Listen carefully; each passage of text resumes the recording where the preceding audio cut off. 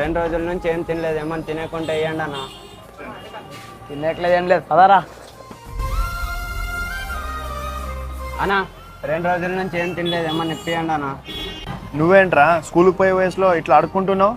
స్కూల్కి పోవాలనే ఆశ ఎవరికి ఉండదన్న. స్కూల్కి పోవాలని నాకు చాలా ఆశ ఉందన్న.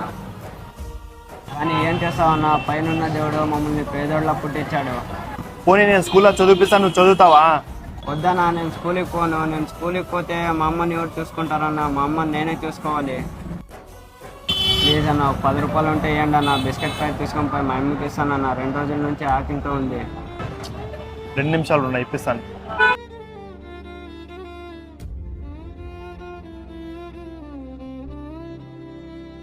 తమ్ముడు.